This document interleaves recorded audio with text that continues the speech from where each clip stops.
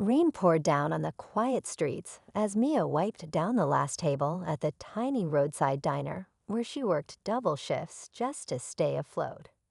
Her tired eyes scanned the near-empty room, wondering how long she could keep this up. A waitress by day, a dreamer by night, Mia had learned to live with little and expect even less. But that evening, something happened that would change her life forever. Outside, the storm had calmed just enough for Mia to start her walk home.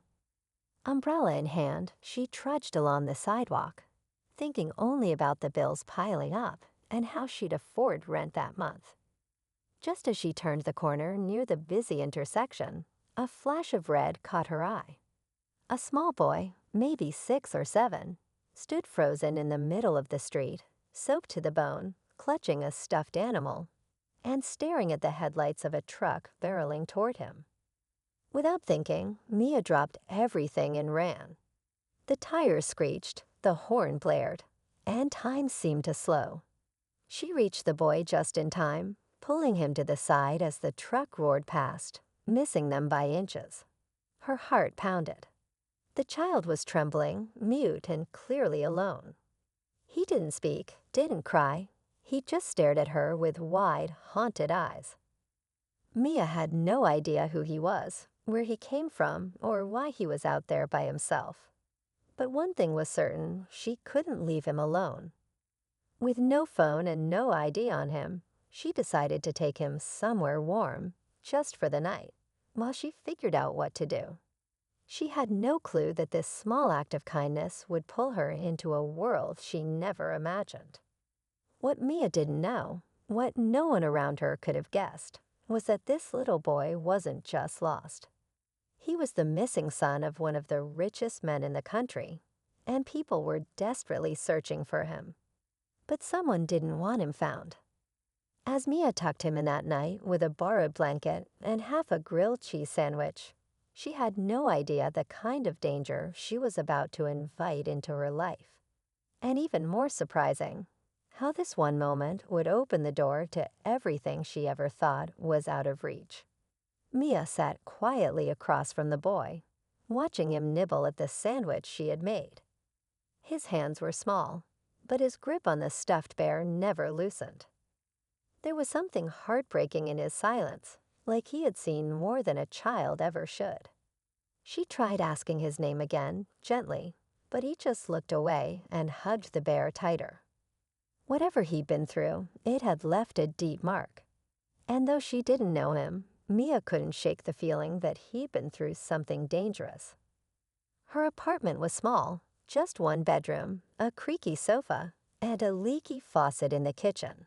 But that night, it felt like a shelter. She laid out extra blankets and gave the boy some dry clothes, wondering where his parents were and why no one was looking for him. Maybe he ran away. Maybe someone left him.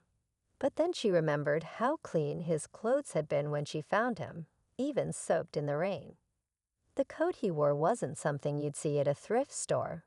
It looked expensive, like something out of a magazine. And that bear? It had his name stitched on the back, *Leo*, in gold thread. Mia picked up her phone to check the news, just in case there were any reports of a missing child. Nothing. No alerts, no stories, no police reports. That only made it more strange. If he really was someone important, wouldn't there be headlines everywhere? Her gut told her something wasn't right. And she knew from experience, sometimes when people go missing, it's not by accident. Later that night, while Leah slept curled up on the couch, Mia stepped into the hallway to call the non-emergency police line. She hesitated. What if calling brought trouble? What if he was running from something, not just lost? And why hadn't anyone come looking yet? She hung up before the call connected, heart pounding. Somewhere across the city, in a glass tower lit up against the dark sky, a man stared at a wall of monitors. His son was gone. The security system had been hacked. The nanny was unconscious. and the private investigators he hired were turning up nothing. And yet, on one of those screens, grainy, distant, and unclear, was a clip of a young waitress pulling a boy out of traffic. He paused the video and zoomed in. His eyes narrowed. Who was this woman? And why did she have his asterisks on? The next morning, Mia woke early, the weight of everything still heavy on her chest. She tiptoed around the apartment, not wanting to wake Leo. He was curled into the blankets, face peaceful now, but his little fingers still clutched the bear like it was the only safe thing in his world. Mia stood in the doorway for a long time, trying to piece things together. A lost boy. No missing persons report. An expensive code. A stitched name. Something wasn't adding up. She pulled out her phone again and started searching for news articles, this time focusing on private families, high-profile businessmen, anyone with children named Leo. Then there it was. A small story buried beneath trending headlines. Son of billionaire tech investor missing after home intrusion. No photo. No names released. Just a mention of a child gone missing under suspicious circumstances. Her blood went cold. Meanwhile, across the city, James Whitmore, one of the most powerful men in Silicon Valley, stood in front of his team of private investigators. He was used to getting what he wanted, but now his son was gone, and the police were moving too slow. He didn't trust the system. Someone had broken through his home security, and it wasn't a random act. It was too clean, too planned. And Leo? He'd vanished without a trace.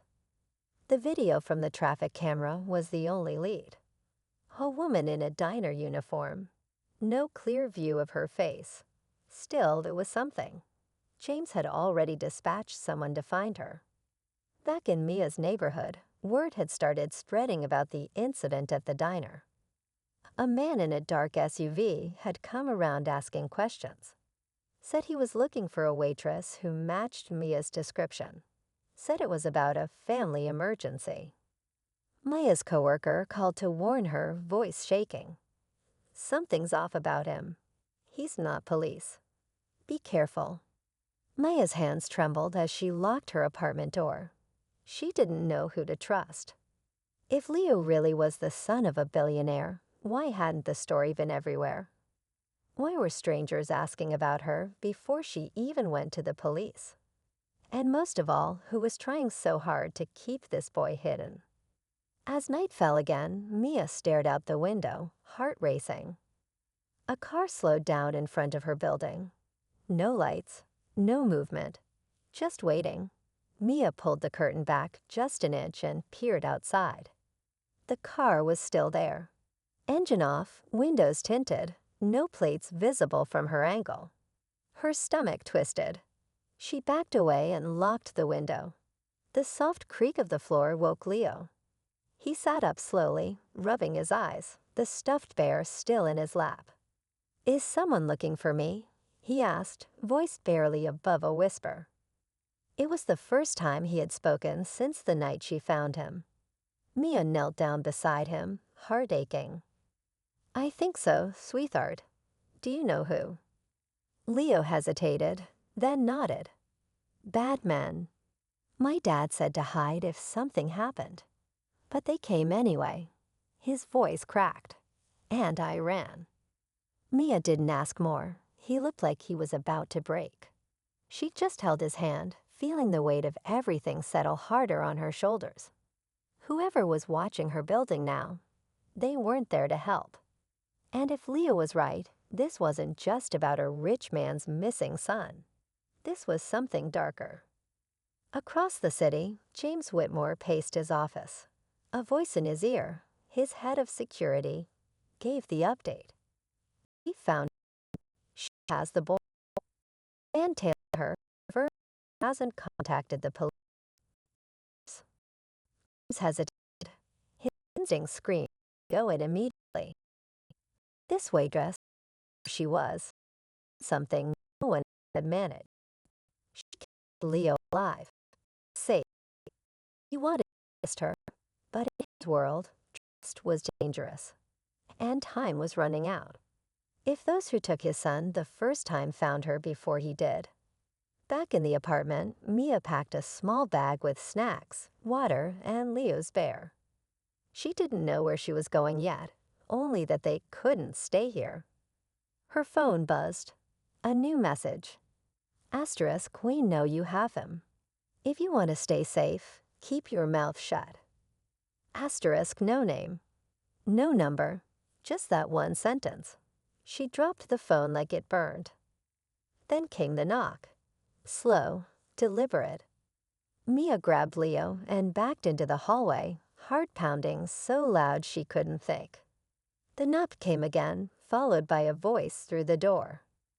Mia, we just want to talk. Open up. She didn't recognize the voice. She didn't move. But Leo did. He stared at the door, lips trembling. That's one of them, he whispered. He was there the night they came. Maya froze. Her hand tightened around Leo's as he clung to her side, eyes wide with fear. The voice on the other side of the door knocked again, calm, too calm. Whoever it was, he wasn't just guessing. He knew she was inside. She backed into the kitchen, dragging Leo behind her, and reached for the drawer where she kept an old flip phone, a backup she never used. With shaking fingers, she dialed the only number that came to mind. Not 911. She didn't trust that. Instead, she called the diner's cook, Carlos, a quiet man with a rough past and a soft spot for her. Carlos, she whispered, someone's outside my door. I think they're after the kid. He didn't ask questions. Stay put. I'm on my way. A loud thud hit the door. Leo jumped. They're going to break in, he said, voice cracking. Mia scanned the apartment. There was no back exit. No fire escape. No window wide enough for both of them. She needed to stall. She crept toward the door and shouted, I don't know who you are, but I'm calling the police. Silence. Then a reply. You don't want to do that. You're already in enough trouble, Mia. Her blood ran cold. They knew her name. How do you know me? She shouted back. A pause. Because you were followed from the diner. You think picking up a lost boy doesn't come with consequences. Leo pulled at her sleeve. Don't open it, he whispered. They hurt my nanny. I saw them. Then a loud knock came from the window. Mia spun around. A second man was there, outside the building, on the fire escape she thought didn't reach her floor. He was crouched low, face partially hidden. He mouthed something she couldn't hear. But Leo saw him and gasped. That's my dad, . The man knocked again, desperate now. Mia hesitated. Was this another trick? Could this be real? The front door thudded harder now, someone trying to force their way in. She had seconds to decide. Open the window for the man Leo claimed was his father, or run. But she didn't even know who to trust anymore. Outside, tires screeched. Someone else had arrived. And in that moment, she realized this wasn't just about saving Leo anymore. No they were both targets. Mia's heart raced as she stared between the front door and the window. The pounding grew louder, more urgent, wood beginning to crack under pressure. Leo tugged at her hand again. Please, he whispered, eyes locked on the man at the window. That's my dad. I swear. Something in Leo's voice made her believe him. Without wasting another second, she rushed to the window and threw it open. The man climbed in quickly, eyes sweeping the room, then falling on his son. Leo, he breathed, dropping to his knees. The boy ran to him, wrapping his arms around his father's neck. James Whitmore held his son like he'd never let go again. I'm sorry, he whispered, his voice raw. I should have protected you. Before Mia could even ask a question, the front door burst open. Two men in black rushed inside, armed, fast, dangerous. One raised his weapon until James stood and stepped between them and Mia. "Stand down," he ordered, voice sharp and cold. "You're not security. You're part of it, aren't you?" The men hesitated. One of them shifted his stance slightly, confirming it. James glanced at Mia. They weren't after just Leo. They wanted access to me. Leverage. Blackmail. But when you saved him, they lost control, and now they're cleaning it up. Suddenly, the room flooded with flashing red and blue lights. Police sirens echoed outside. Carlos had arrived, and he brought backup. The men tried to run, but officers swarmed the building, shouting commands, weapons drawn. In seconds, the intruders were pinned, cuffed, and dragged out of the apartment. Mia stood frozen, trying to process everything. James turned to her, his face softening.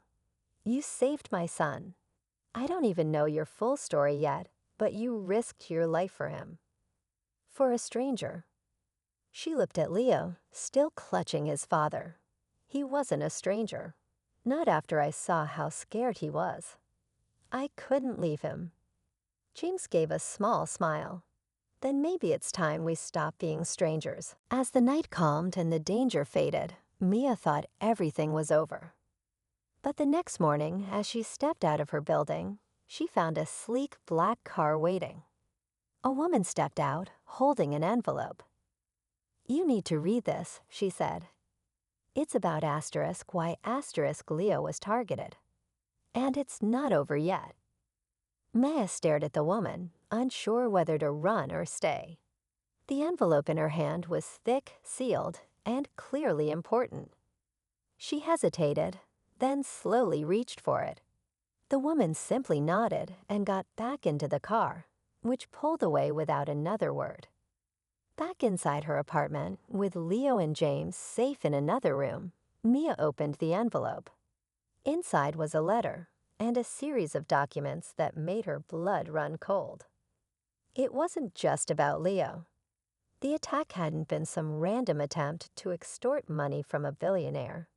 It was deeper.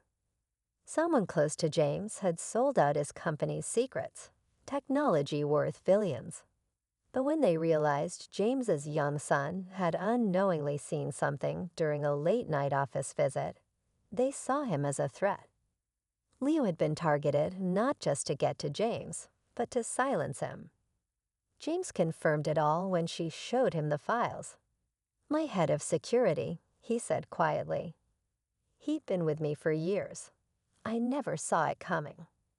The police had arrested the two intruders, but now the real investigation would begin. Leo, though still quiet, was slowly beginning to smile again. He clung less to the bear and more to his father. And James, he didn't leave his son's side. As for Mia, her world had completely changed. Reporters tried to track her down after the story made national news, but James ensured her privacy was protected. One afternoon, he came to the diner where she still worked her shifts. He sat in a booth, just like any regular customer, but when he handed her the folded paper, it wasn't an order, it was a job offer. A full-time role at his company, with a salary that would erase every bill she had. "You saw something in my son that no one else did," he said. "You gave him safety. I want to give you a chance to rebuild your life." Mia didn't say yes right away. She took a moment, looked around the diner one last time. Then she smiled. "Okay, let's see where this goes."